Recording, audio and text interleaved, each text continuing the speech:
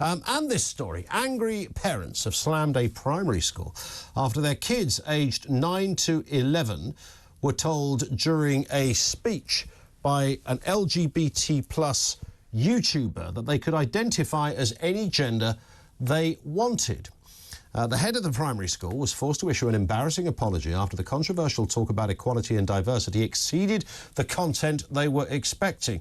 Parents at the school in Ashford in Surrey told of their astonishment after their kids came home asking awkward questions about gender following the workshop. Jack Lynch, a non-binary speaker, was invited to the school to run the workshop about gender and the equality as part of an outreach programme sponsored by BP, the oil giant, with offices based near the school. Quite why BP are getting involved in all of this. Let's get a word on this from Zoe Chowney, trans woman and entrepreneur. How are you doing, Zoe?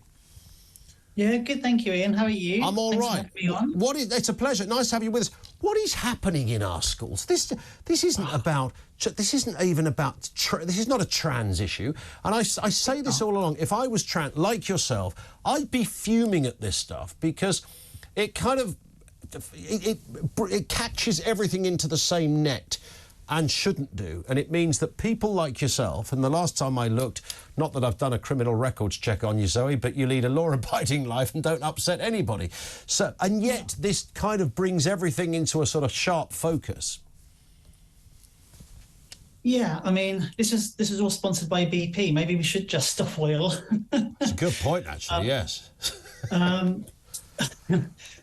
It's nuts, isn't it? I mean, there's a lot of difficulty with transgender children anyway. You know, is it a thing? Is it not a thing? I'm naturally a very skeptical person myself.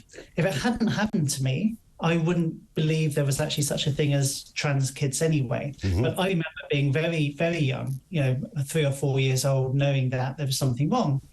But it certainly doesn't mean that you should, embark on transitioning at that time or anything like that. I think this guy, I guess he was probably very well-meaning, but I think what is confusing here is, and this has always been my argument, and maybe I'm wrong on this. I mean, goodness me, maybe we're all on just a massive learning curve here, Zoe. But it seems to me that, talking about the fact that some people might be trans is one thing. Telling kids there's 152 genders or you can be anything you want is kind of another, really. It is. And I think all it does is just upset people. I want people to accept transgender people like me for who I am and what I am. I didn't want to transition. My God, I went from being the most privileged demographic of a reasonably wealthy, white, straight, middle-aged man and became a trans woman. I mean, it's not something you would ever choose. I had no choice. I was suffering so much, and I was hospitalized with the stress of it. And I was told if I didn't transition, things were going to turn very nasty very quickly. But that's a whole different story, isn't it? It's a completely different story. To somebody saying to kids, you can be this gender or that gender, almost as if it's a kind of a recreational choice. Pick your gender. And comments like that, I think they do so much harm to transgender people.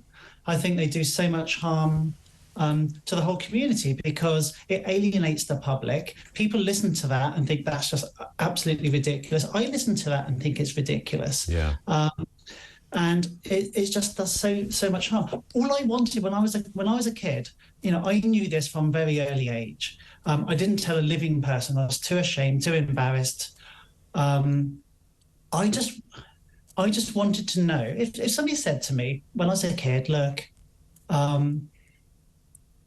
it's fine. There's nothing wrong with you. You can explore everything in the fullness of time and you can talk about it and just have conversations and things like that. I just wanted to be told that I wasn't weird, I was okay. I get that, yeah. And that's a duty of care, isn't it, to kids? I understand that. Just, is there any way, given that there's so much information and doubtless misinformation on this, can you sort of articulate what you were feeling as a kid?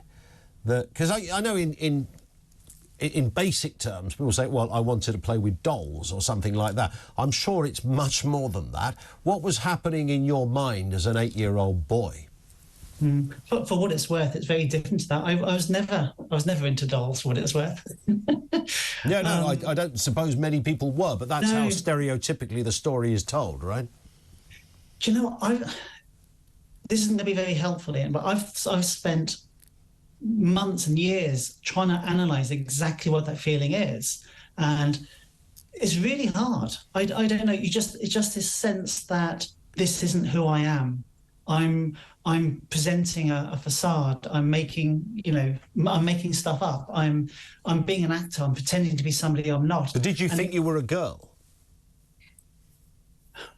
I knew that mentally I was, and I kind of wanted to be physically.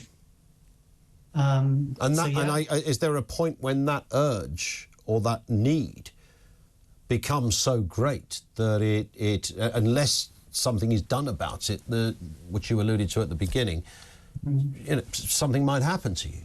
Yeah, well, I knew this, I say, from early childhood. Yeah. I was hoping that I'd never ever have to act on it. Sure.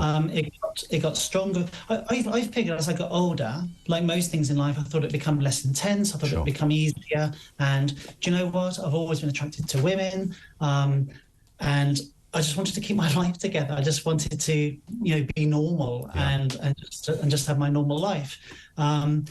But as I got older and older and older, the stress actually just got harder and harder, and it kind of consumes you. It's all you end up thinking about. It's always there. It's like living, how I would imagine it would be to live with chronic backache.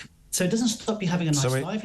It's always there. It underpins. It never goes away. Listen, Zoe, it's a short but sweet moment with you. Thank you. And we could talk for much longer on this, but I think we broadly agree on the separate issue that what Zoe experienced is not what is happening in some of the schools. And if you say to a load of kids, just pick a gender, I mean, my 9-year-old would come home royally confused by that, even if we understood the underpinning desire to, educate kids about X, Y, and Z. My little boy would wonder what the hell was going on.